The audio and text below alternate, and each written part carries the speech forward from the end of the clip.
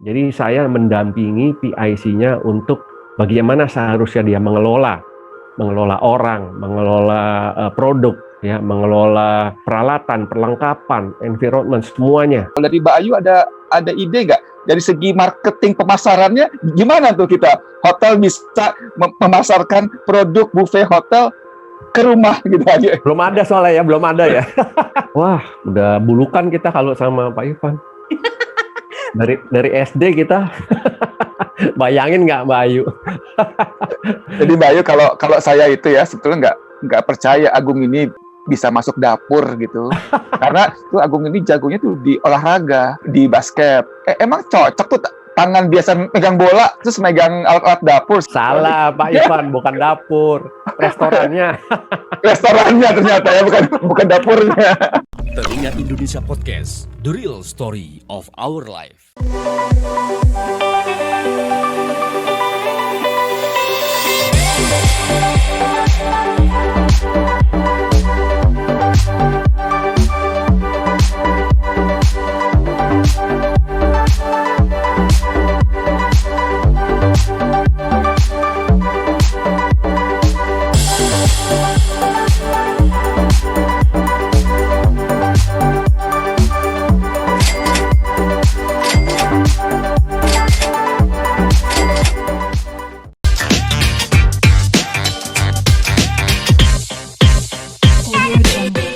Redupkan, saya naikkan dari sini aja. Kita sekarang akan bersama Pak Agung Santoso.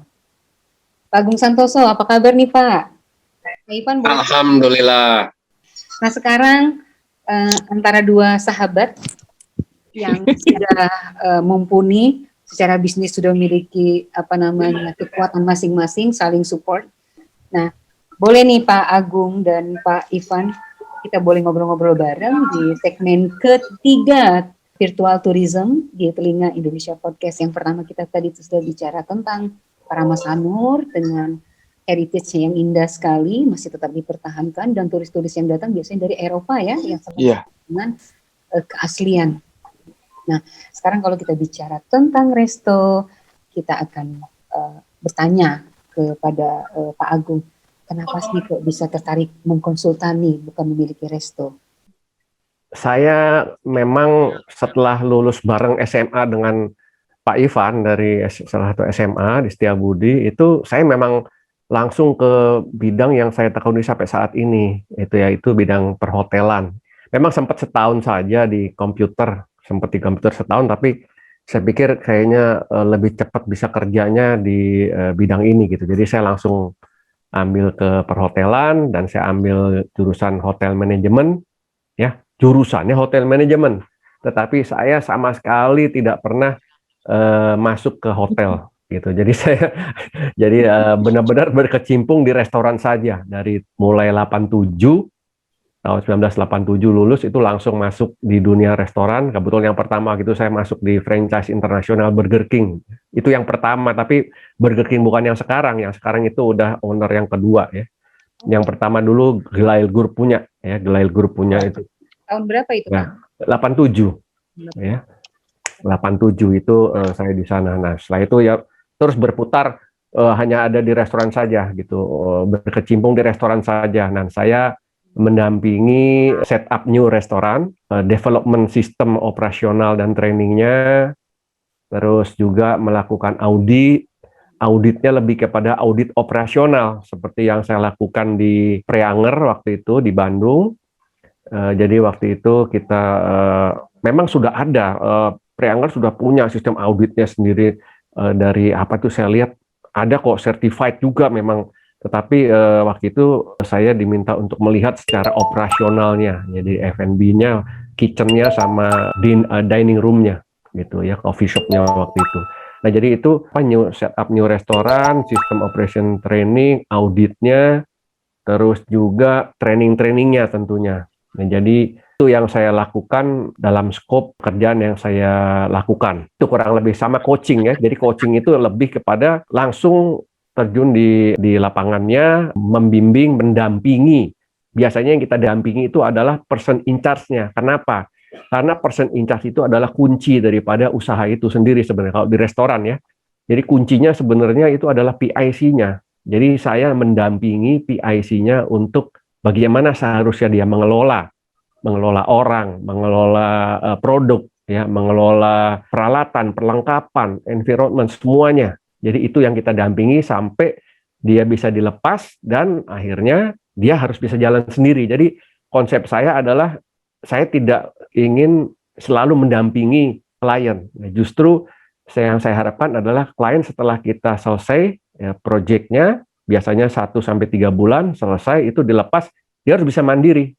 Kalau dia tidak bisa mandiri, artinya dia belum bisa menerapkan sistem yang kita bangun bersama gitu. Itu sih intinya. Sudah berapa tahun nih? Dari 87 kurang lebih berapa ya? 30 hampir 35 ya, 35 tahun lah kurang lebih. Klien-klien kita ya kebanyakan di restoran memang ya. Satu-satunya nih klien kita di bidang hotel kemarin ya dari dipercaya untuk audit di Auriwisata Preanger ya. Nah, jadi itu juga bukan hanya di Jakarta, kita pernah ke Pontianak, ada salah satu restoran di sana yang dia minta evaluasi. Jadi biasanya yang saya lakukan kalau ke luar kota itu mengevaluasi usahanya, operasional seperti apa, dan kita berikan kisi-kisinya apa yang harus dia lakukan. Nah, nanti terlepas dari ownernya, bagian mana yang mau dia lakukan sendiri, bagian mana yang minta kami untuk melakukan pekerjaannya. Jadi biasanya seperti itu. Ke Pontianak, ke Jogja, waktu itu juga ada klien kami. Juga di Palu, waktu itu di Palu klien kami itu ingin membuka, ini sebelum ini ya, sebelum gempa dan tsunami yang kemarin yang parah itu ya. Jadi dia ingin ada satu bakery ya, bread top. Jadi dia ingin bread top ada di Palu. Yang saat itu memang belum ada. Jadi kita siapkan konsepnya dari sini, saya bawa orang bakernya ke sana dan kita buka di sana di Palu. Itu waktu itu di satu-satunya mall Tatura kalau nggak salah. Sekarang kayaknya udah hancur. Palu saya juga nggak tahu lagi, nggak mengikuti perkembangannya. Jadi kurang lebih itu klien-klien kami, Mbak Ayu. Wow, keren sekali. Dengan Pak Ivan apa? Teman lama atau bagaimana? Wah, udah bulukan kita kalau sama Pak Ivan. dari SD kita. Bayangin nggak Mbak Ayu? Jadi Mbak Ayu, kalau saya itu ya sebetulnya nggak percaya Agung ini bisa masuk dapur gitu. karena sepengenalan saya dari kita SD itu Agung ini jagonya tuh di olahraga, terutama di basket gitu. Jadi waktu dia tiba-tiba bilang ke saya dia di dapur, emang cocok tuh tangan biasa megang bola terus megang alat-alat dapur, sih bilang gitu Mbak Ayu. Salah Pak Ivan, bukan dapur, restorannya. Restorannya ternyata ya, bukan dapurnya. Dari manajemen supaya resto bisa everlasting gitu kan. Langsung ya, akhir-akhirnya bisa ke AB produk juga ya Pak ya. Ya, dalam arti gini, kalau produk itu banyak tahapannya ya. Kalau saya yang ambil yang fast food-nya, fast food itu contohnya saya di Ancol, waktu itu turnya Ancol, waktu itu zamannya Pak Budi Karya ya, waktu itu operasional namanya Pak Waluyo, itu dia ada restoran di situ fried chicken, ya namanya Columbus.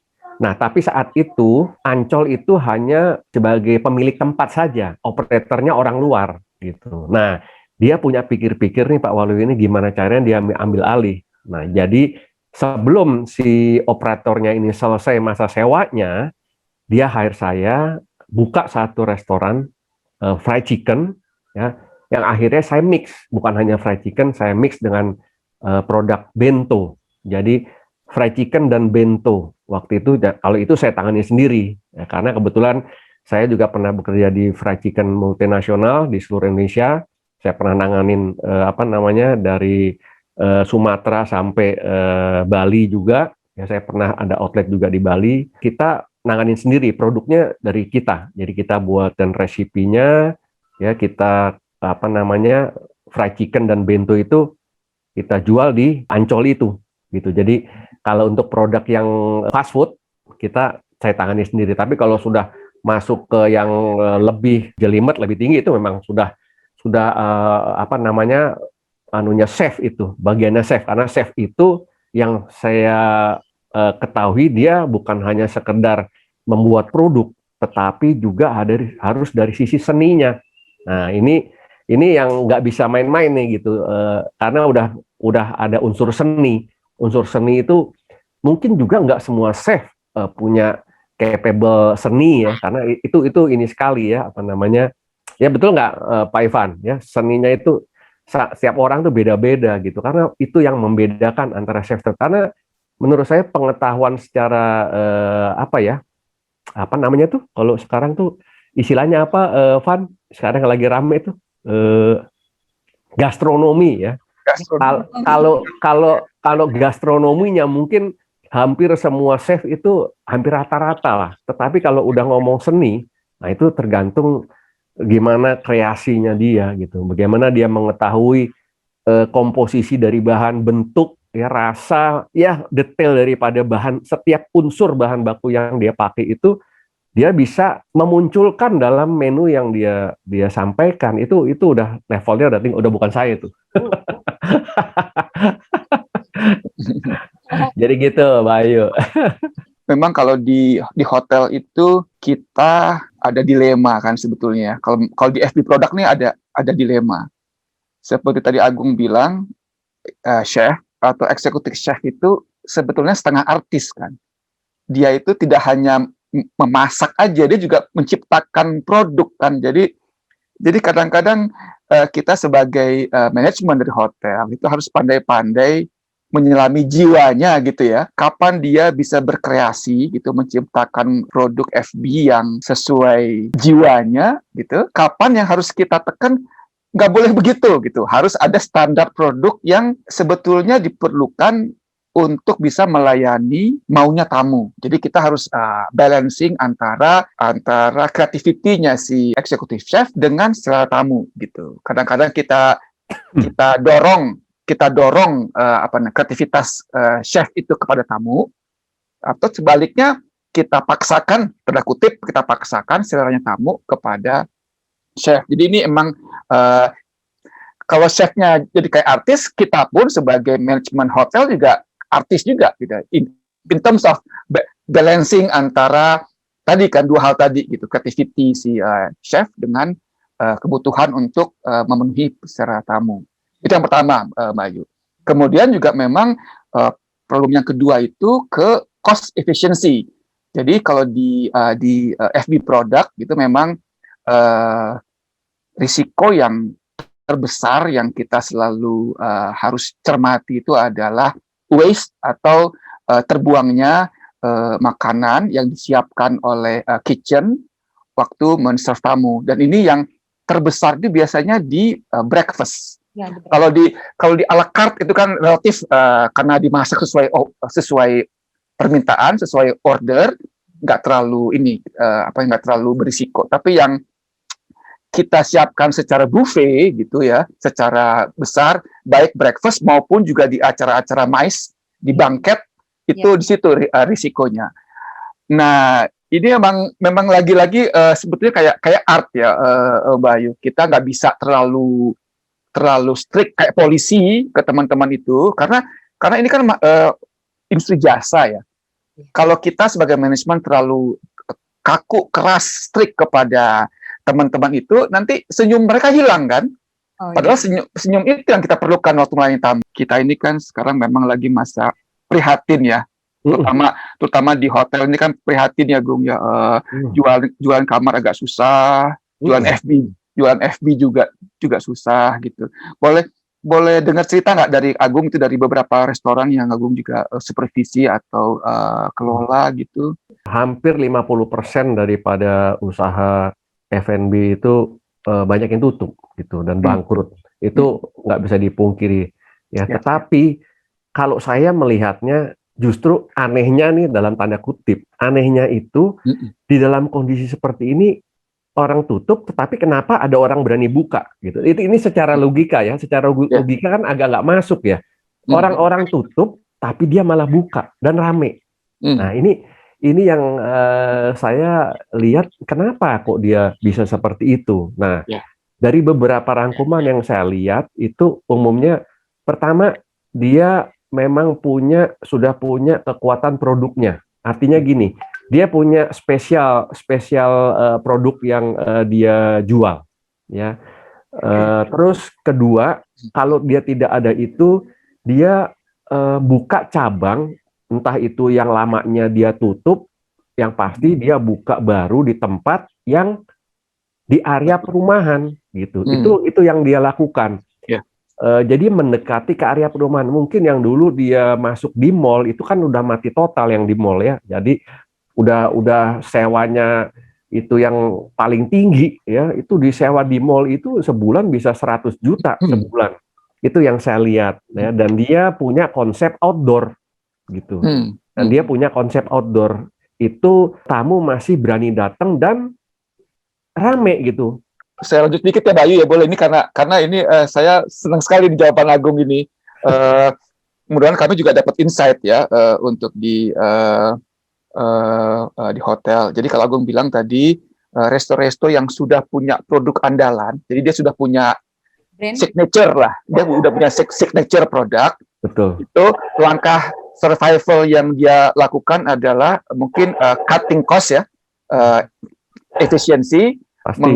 mengurangi biaya sewa tempat barangkali gitu. Kemudian cari tempat yang lebih murah, tetapi juga sekaligus mendekat ke kliennya, mendekat ke customernya. Jadi dia tutup yang di mall karena mungkin asumsinya orang nggak datang ke mall kan. Jadi mendingan tutup aja yang di mall. Kemudian cari tempat yang dekat perumahan, karena dalam kondisi PPKM pun barangkali orang masih bisa lah keluar rumah sedikit ke area perumahannya kan untuk mencapai resto gitu. Kalau saya lihat secara yang dia buka open besar ya, Van, itu nggak ada. Tetapi kalau yang buka di level rumahan banyak sekali. Boleh saya bilang di level rumahan banyak sekali. Ya. Banyak sekali dia menciptakan hal-hal kreatif yang justru dia tidak temui dari pasaran ya, yang ada dia buat kekuatan tersendiri apa yang nggak ada ya. Gitu. Saya ambil contoh yang paling simpel aja. Saya sendiri bikin ya. Mungkin Mbak Ayu pernah dengar ya yang namanya sempol. Sempol. Apa itu sempol? Pernah dengar sempol nggak? Belum pernah dengar kan? Jadi sempol ini adalah kuliner jajanan kelas rakyat di Malang awalnya. Ya, jadi itu berupa dari acian, dari aci. Jadi kayak aci goreng, aci yang ditusuk sate. Nah, itu kalau di pinggiran-pinggiran Jabodetabek itu banyak. Cuma kalau yang di tempat elit nggak ada gitu ya. Dengan PMP loh Pak tuh kayak saya lihat. Ya, tapi ini lebih ini lagi. Jadi ini sempol. Nah, itu apa? Itu saya buat ya sempol burger.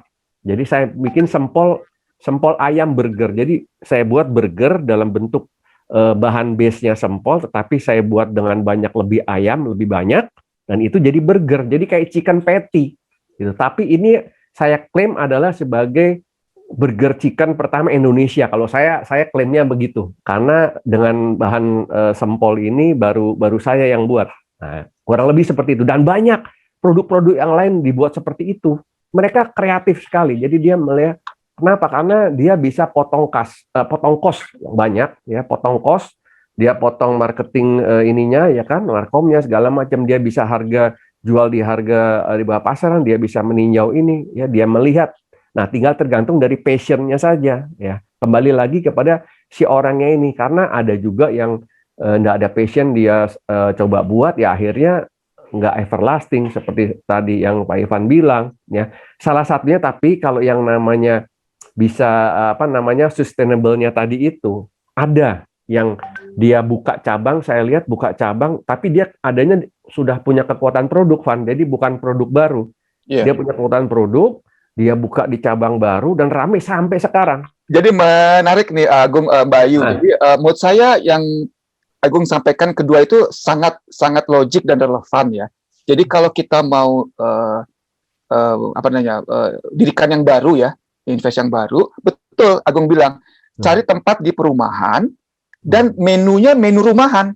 Ya, benar. Udah itu secara logik itu benar kan? Karena gimana juga? Karena orang-orang yang WFH terus di rumah terus, nggak bisa kemana-mana karena PPKM, itu kan nggak mungkin juga masak makanan rumahan terus-terusan kan? maksud saya makan makanan yang dia masak sendiri. At some point dia pasti jajan juga gitu. Iya. Nah, betul. kalau dia bisa dimungkinkan jajan ke tempat yang dekat rumahnya dan seleranya itu selera masih rumahan, mungkin sustainability-nya bisa kejaga, Gung. Jadi insight Agung betul secara logik manajemen itu saya rasa sahih gitu. Amin, amin, amin. Nah, cuman Gimana? Cuma pertanyaannya, apakah kalau gitu nanti resto-resto yang di mall dan mallnya sendiri Nah, itu. gimana Gimana perkembangannya ya? nasibnya gimana Gung gitu? Nah, ini tanda tanya nih. Ini agak susah nih jawab nih. Soalnya saya sempat ke Plaza Semanggi, ya itu saya sorry. Agung sebentar ya. Nanti Ya. jawab sekalian. Oke. Jadi terkait dengan pertanyaan Pak Ipang, Hmm. mau bisa bertahan? Ini nut loh, pertanyaan besar, big question. Betul. Oke, yang kedua, salah satu McDonald, Burger King, mereka sudah senang di pinggir jalan. Itu dari dulu, Mbak. Dari maksud Ayu tuh pelan-pelan nih salah satu kayak brand-brand pakaian, brand-brand tertentu mereka sudah sewa di pinggir jalan dan mulai meninggalkan mall. Betul. Pak Ivan dan Pak Ivan menganalisis dari sisi bisnisnya mall, lalu nanti Pak Agung minta tolong dari segi resto apa yang akan yang Indonesia akan terjadi di Indonesia 5 tahun ke depan.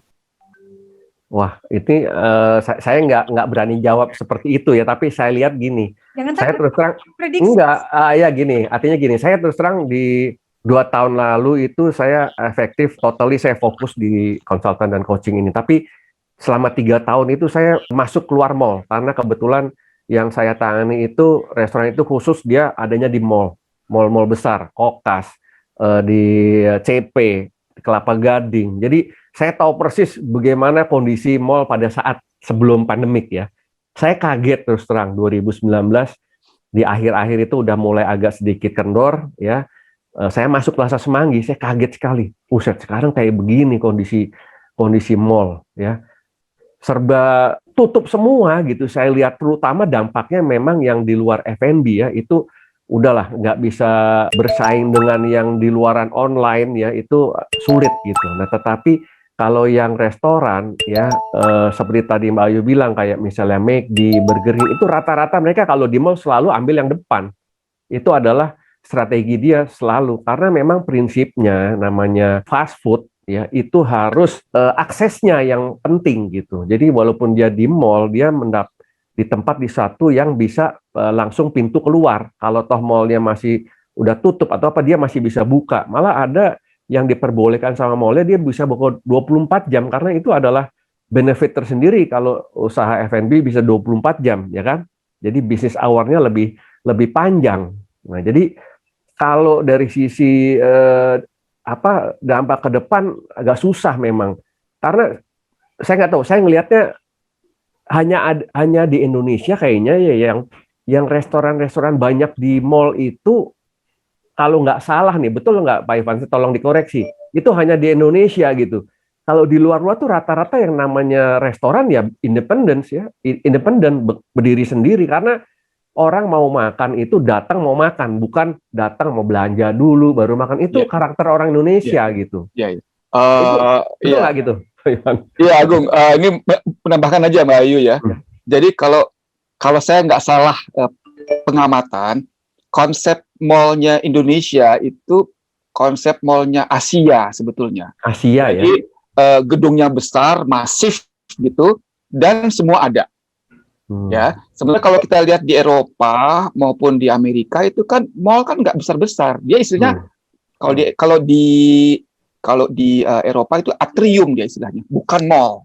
Nah, atrium itu kalau kita lihat di Indonesia gitu ya, Agung ya, yang menurut saya lebih menggambarkan itu kayak Citos. Oke. Jadi dia paling 2 lantai, terus dia luas, lebar, dan outdoor. Jadi banyak anginnya. Betul. Coba kita lihat, kalau mall-mall di Indonesia kan tinggi 5 lantai, tertutup, full AC. Iya. Nah, itu kan masif ya. Tapi, jadi kubunya udah berbeda. Indonesia itu lebih ke Asia, jadi Taiwan, Hong Kong, Cina gitulah kayaknya kiblatnya gitu. Nah, barangkali yang kedepannya kalau saya boleh bersok pintar, tadi kan Bayu kan nanya gimana lihat 5 tahun Emang pintar kok. Enggak. Gua akuin. Enggak, kalau ini boleh sok pintar jadi ahli nojim ya, Gung ya. Iya. Nah, karena kan gini, kita baca berapa banyak artikel sekarang udah disampaikan Iya. di soal hotelier, hotel dan resto gitu ya. Nanti itu kan perkembangannya customer itu tetap kepingin mementingkan kesehatannya kan. Betul.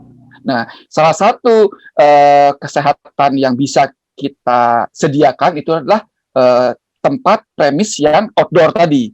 Nah, jadi sebenarnya kalau saya nggak salah baca ada 2 permintaan tamu itu nanti di beberapa tahun ke depan. Yang pertama dia outdoor, yang kedua walaupun outdoor kepinginnya kayak private.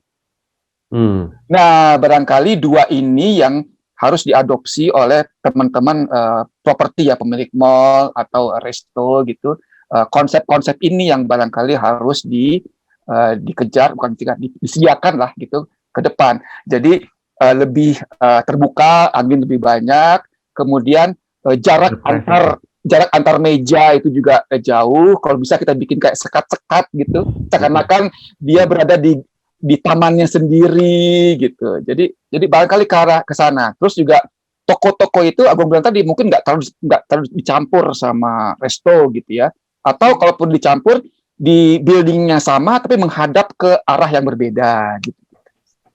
Gitu barangkali kalau boleh saya sok pinter membayangkan ke depan gitu. Betul Pak Ivan. Itu konsep tadi yang menarik tuh yang Ivan bilang outdoor tetapi privacy itu 2006 saya udah lakuin itu di Oma Sendok. Ya. Oma Sendok Oma Sendok itu privacy. Iya. Jadi itu awalnya Oma Sendok itu dia hanya nima dine in aja walk in restoran gitu. Ya akhirnya saya rubah konsepnya jadi outdoor services, itu jadi banket ya service. Jadi itu setiap bulan itu setiap weekend itu bisa selalu ada wedding. Jadi sebulan itu 8 kali wedding di Oma Sendok zaman lagi rame-ramenya itu ya. Jadi itu konsep maksudnya Ivan kan, jadi dibikin di outdoor tapi bisa di privacy. Iya. Dan itu pun bisa saya slot. Jadi misalnya outdoor di belakang Oma Sendok itu kan ada areanya cukup luas bentuk letter U ya. Itu bisa kita kelompokkan, mungkin kelompok sayap kiri, kelompok sayap kanan itu bisa punya acara sendiri-sendiri gitu. Kurang lebih seperti itu ya maksudnya. Ya, betul, Gung. Jadi orang itu merasa ya sehat dan nyaman lah gitu sih kayaknya gitu. Kan itu yang dicari orang ke depan gitu. Betul. Nah, betul sekali. Kalau boleh lagi ini sekalian karena ada Agung ya. Kan tadi Agung bilang kalau yang resto-resto yang udah punya signature produk ataupun yang baru itu kan berusaha mendekat ke customer kan gitu ya. Selain dalam rangka cutting cost juga, tetapi juga supaya tamunya itu gampang menggapainya kan, gampang mencapainya. Lebih gampang. Aksesnya betul. Nah kalau kami kan hotel nggak bisa gitu ya, Gung. Tempatnya udah tepat di situ gitu, nggak bisa betul. Juga mendekat ke customer. Nah kira-kira menurut Agung buat kami apa sih gitu trik-triknya gitu yang masih bisa dilakukan lah gitu. Baik yang short term ini gitu ketika pandemi maupun ya nanti 1-2 tahun ke depan kelihatan trennya gitu. Boleh nggak Bayu saya tanya juga untuk Agung ya sekalian gitu ya. Oke. Ya, gimana Agung? Sebenarnya Pak Ivan ini udah tahu jawabannya, dia cuma ingin tahu dari saya aja. Tahu Pak Ivan. Dia udah tahu ini sebenarnya. Ya kalau dari saya ya intinya sih saya hanya dari nggak bisa ngarepin, kalau saya terus ngarepin, saya nggak terpikiran bagaimana kreativitinya dari untuk sisi roomnya ya. Saya sekarang saya memang nggak main di sana, saya nggak tahu persis mau dibuat seperti apa. Tapi kalau dari sisi F&B-nya ya sekarang ini semua core bisnisnya pindah gitu. Restoran pun core bisnisnya pindah menjadi yang namanya delivery. Ya, delivery dan take away itu core bisnisnya, dia switch langsung ke situ, dia pindah langsung semua biaya-biaya dia bagaimana menguatkan re-engineering lagi menunya ya, dia lihat lagi menu apa yang tadi kan Ivan bilang menu family lebih ke family ya, jadi masuk ke sana. Masuk ke menu family apa, jadi bukan hanya untuk satu, mungkin untuk satu family, ya kan, dengan menu-menu yang sederhana, yang gampang, yang mereka bisa langsung makan, entah itu berupa frozen food, ya, yang siap masak, atau yang langsung siap makan, ya. Jadi intinya adalah dibikin menu yang menarik, ya, yang harganya juga bisa cut cost, ya, karena kan akan bersaingnya dengan industri-industri rumahan nih, gitu. Nah, tetapi kayak misalnya F&B-nya hotel itu kan dia punya kekuatannya adalah certified-nya, gitu. Nah, itu yang harus dijual menurut saya. Jadi harus ditonjolin, gitu. Kebetulan Ivan kenal Dodi kan? Dodi kan jalanin itu model dropshipper itu produknya jadi model produknya frozen food, tetapi dia kelasnya beda gitu. Kelasnya sudah masuk orang-orang yang mengetahui mengenai food safety, ya.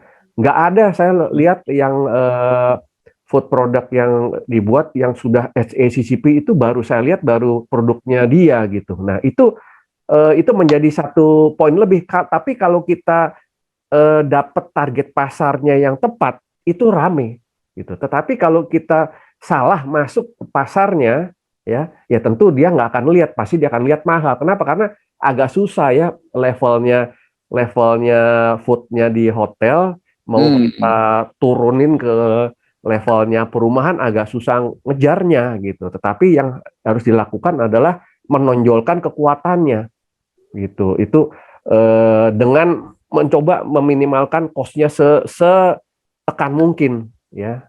Kalau saya lihat sih seperti itu, Pak Ivan. Oke. Jadi jadi yang di leverage itu adalah tadi safety, sertifikasi, gitu ya. Betul. Kalau masalah menu produknya, ya harus kita sesuaikan sama pasarnya, gitu ya. Betul. Nah, seperti yang saya bilang nih kemarin kan itu menu breakfastnya hotel itu kan tadi Pak Tumbeleka juga bilang kan kalau breakfast tuh rame. Ya memang sebenarnya breakfast di hotel itu bukannya tamu hotel saja kan, betul nggak, Pak Ivan? Betul. Orang luar banyak yang masuk gitu. Orang luar banyak yang masuk yang ingin merasakan kenyamanan, ya, makanan-makanan, kelengkapan. Jadi variasi menu daripada hotel itu kan sudah menjadi trademark. Nah, itu kan saya nggak tahu apa sudah ada yang jual menu buffetnya hotel, ya. Jadi lengkap gitu, menu lengkapnya, menu ada ini, ada itu gitu, ya. Itu menjadi satu package yang dijual gitu, ya, dengan harga yang kompetitif gitu. Itu saya rasa mungkin, saya nggak tahu juga apa sudah ada apa belum, tapi itu mungkin bisa salah satu yang bisa dijual gitu. Iya.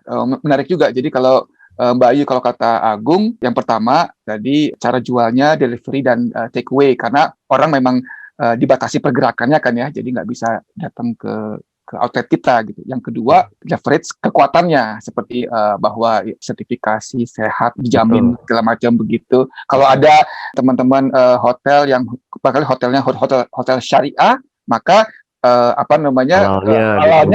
halalnya bisa juga ditonjolkan gitu. Betul. Dan yang menarik yang aku bilang tadi gitu, bagaimana kita bisa menjual paket buffet hotel ke rumah. Nah, ini menarik nih buat saya nih. Nah, kalau gitu, kalau dari produk kan tadi Agung sudah sampaikan ya, dari segi operasional Agung sudah sampaikan. Kalau dari Mbak Ayu ada ide nggak dari segi marketing pemasarannya, gimana tuh kita hotel bisa memasarkan produk buffet hotel ke rumah gitu aja? Belum ada soalnya ya, belum ada ya. Nggak usah, gimana? Menurut Mbak tuh? Menarik apa enggak? Betul, tahu juga. Saya ingin tahu juga, betul juga, Van. Hebat tuh. Iya kan? Begini, Gimana? kalau prediksi Ayu ya, Ya. salah gitu kan. Di Indonesia 5 tahun ke depan itu sudah mulai, ya maaf saya bilang mall, seperti tadi akan turun pelan-pelan, bahkan sekarang persentase bisnis makanan, food beverage di Indonesia sudah beralih ke ini, online semua. Dan Nadiem Makarim waktu membuat hal ini bukan tanpa alasan. Kami malah pernah membicarakan ini. Dulu kan sering seminar di HCC, di ISBSD. Dulu saya mainnya di sana dulu. Oh iya. Di Professional Congress Organize. Jadi ngobrol-ngobrol ini, kalau dulu kan kita masih bertemu rame-rame Pak di onsite. Nah sekarang kita di online seperti ini bagian penting dari perkembangan teknologi 4.0 gitu kan. Iya, betul. Kali lagi ke 6.0. Sekarang 5.0, 6.0. Akhirnya dengan kolaborasi kita yang seperti ini itu sangat sangat luar biasa menarik gitu loh, menciptakan peluang bisnis yang baru dan kita bisa kolaborasi. Nah, satu Ya. terkait dengan Pak Ivan bertanya, saya terharu juga ditanya begitu. Ayu siapa sih gitu ya? Ini Pak, kalau prediksi Ayu, mall pelan-pelan akan tutup. Mhm.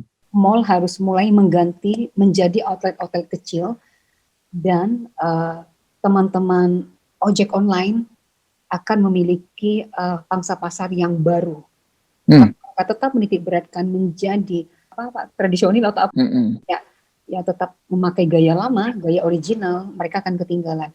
Nah, ini tambahan sedikit, Pak Ivan, Mbak Ayu, itu tadi kan saya bilang take away sama delivery ya. Sekarang akhir-akhir ini malah ada yang istilahnya jadi makan di parkiran gitu. Udah ada mulai yang jadi dia beli di restoran karena tidak boleh makan di dining room, dia makan di parkiran. Jadi sebenarnya fokus si owner restonya itu sebenarnya bagaimana itu tadi ya, balik lagi bagaimana meng-create makanan yang bisa praktis dimakan orang, entah itu di mobil, di rumah ya, artinya harus yang simpel tapi tetap menarik dengan kemasan yang bagus. Tapi kalau sudah masuk ke packaging, kan packagingnya sendiri menjadi bagian daripada tampilan itu sendiri. Pak Ivan nih, kita waktu 10 menit lagi untuk bersama di segmen Food and Beverage. Baik sama Agung, betul. Jadi kalau kita boleh tadi sampaikan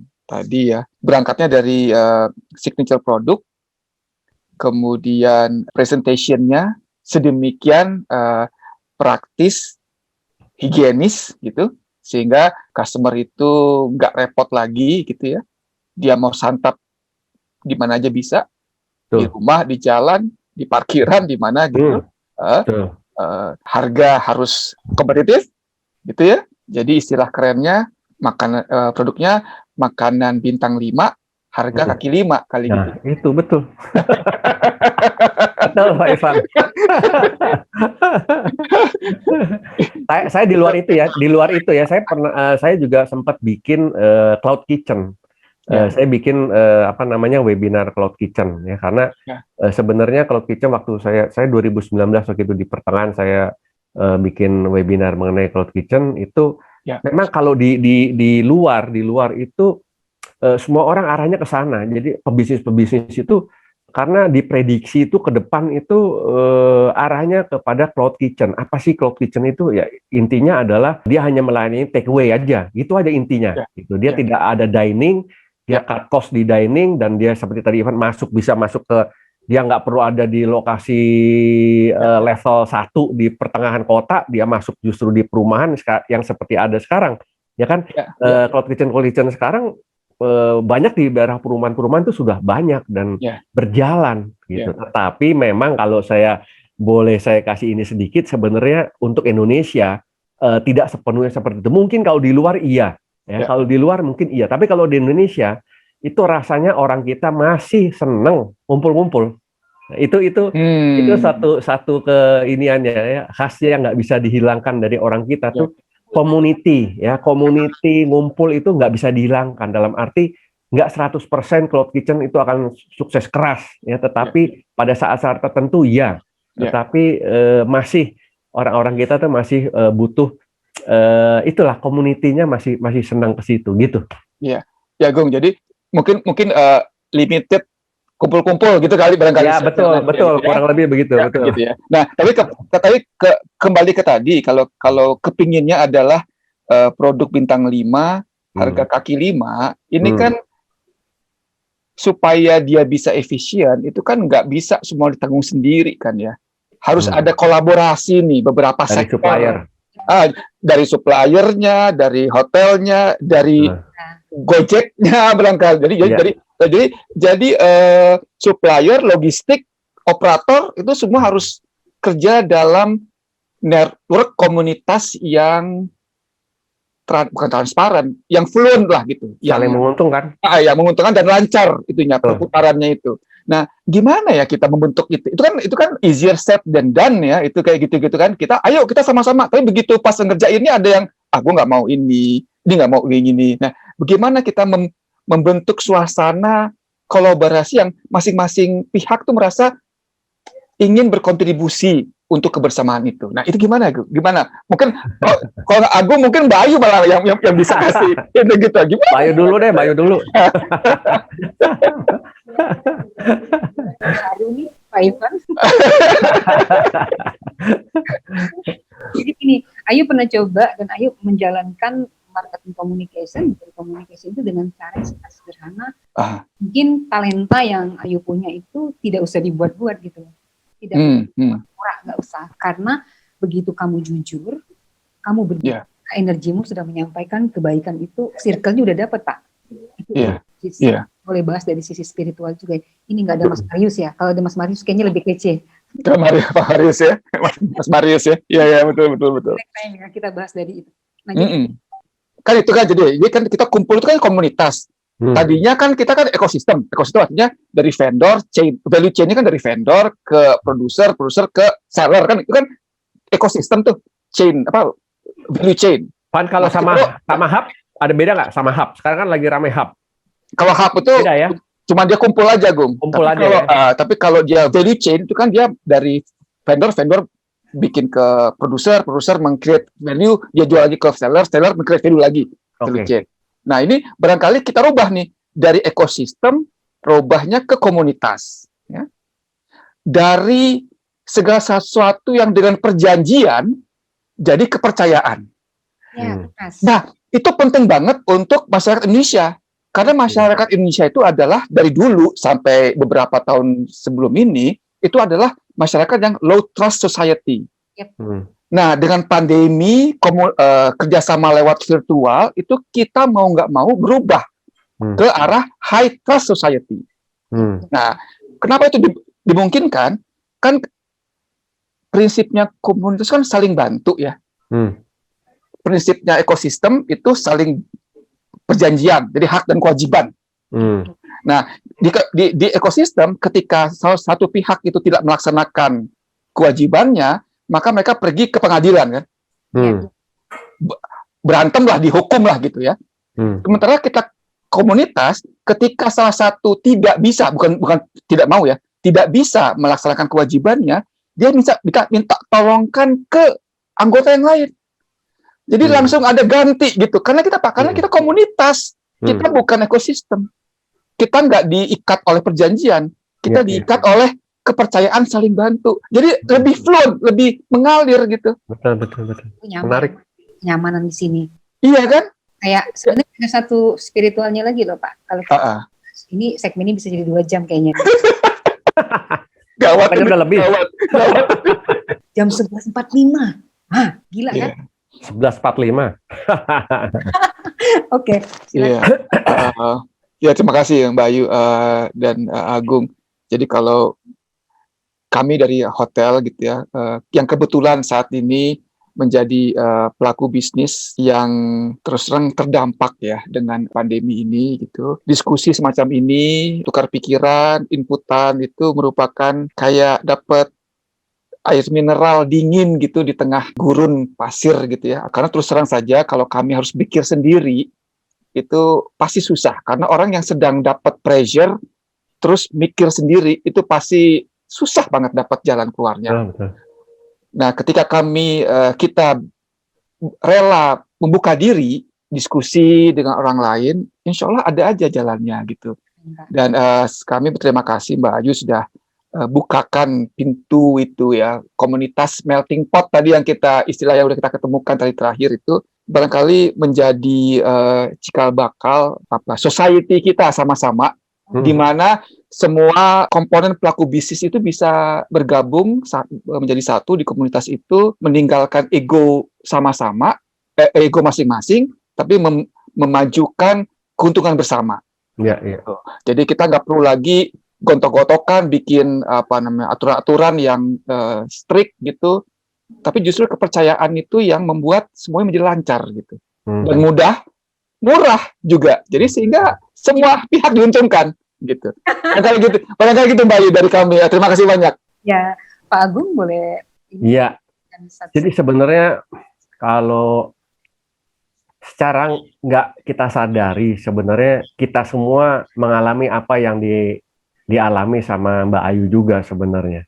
Ya, saya beberapa tahun lalu juga nggak pernah yang namanya online, nggak tahu Zoom itu seperti apa, harus seperti apa. Sama saya juga nggak tahu, biasanya offline aja ya, training by offline gitu. Tapi dengan kondisi ini kita terpaksa gitu kan, dipaksa kalau boleh, dipaksa secara spiritual untuk mencari tahu bagaimana untuk bisa tetap bisa menyampaikan apa namanya poin-poin yang bisa membantu orang lain juga gitu. Jadi saya pun setiap Jumat malam waktu tahun 2019 itu saya bikin free webinar untuk restoran. Jadi saya bikin apa namanya free webinar setiap Jumat malam, itu rutin seminggu sekali. Saya topiknya ganti-ganti ya. Saya masukin saya sebelumnya belum pernah, nggak tahu juga gimana caranya bikin channel. Ya itu saya belajarnya tadi seperti Mbak Ayu bilang dari anak. Jadi anak yang ngasih tahu, oh gini channel. Saya juga nggak tahu tadinya. Lama-lama ya akhirnya kita dipaksa untuk ke arah sana gitu. Dan skop besarnya seperti yang tadi Pak Ivan sampaikan, jadi menujunya ke sini gitu nih, ya menuju seperti apa yang kita lagi bicarakan ini. Jadi arahnya memang ke sana semua gitu ya. Kalau dari saya nggak banyak ini, tapi saya menyetujui apa yang sudah disampaikan semua gitu. Itu aja Mbak Ayu. Pak Ivan, Pak Agung. Oke. Bukan kesimpulan sih. Hari ini tidak usah disimpulkan. Tapi untuk everlasting harus kolaborasi. Ya, saya Gusti Ayu di segmen Meet at Live, kemudian tourism virtual kita bersama Pramasa Nurmadi, Pak Ivan Malik, Pak Agung Santoso, Aerowisata Hotel Research Management, mengucapkan terima kasih Pak Agung sebagai konsultan Resto, kemudian Resto and Kitchen, Ring Indonesia Podcast mengucapkan terima kasih atas kebersamaan listeners. Mudah-mudahan informasi yang kami sajikan bisa memberikan inspirasi baru untuk Indonesia. Sampai jumpa. Amin. Selamat siang. Selamat. Terima kasih Ring Indonesia Podcast.